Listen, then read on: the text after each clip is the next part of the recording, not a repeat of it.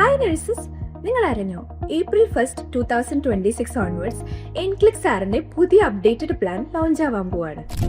എൻക്ലിക്സ് will be same, ചെറിയ ചെറിയ changes ആണ് വരാൻ പോകുന്നത്. 85 minimum questions and maximum 150 questions എന്നുള്ളത് സെയിം ആയിരിക്കും.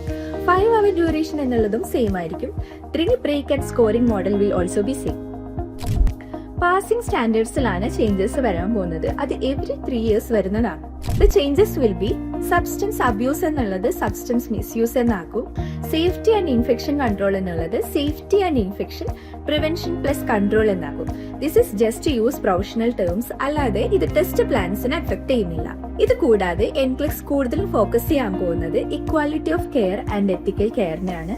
So remember your ethics is right. In addition to this, NCLEX ആരും നിങ്ങൾക്ക് വീട്ടിലിരുന്നുകൊണ്ട് അറ്റൻഡ് ചെയ്യാൻ പറ്റില്ല. നിങ്ങൾ ടെസ്റ്റ് സെന്ററിൽ പോയി ഇൻ പേഴ്സൺ ആയി തന്നെ ടെസ്റ്റ് അറ്റൻഡ് ചെയ്യണം.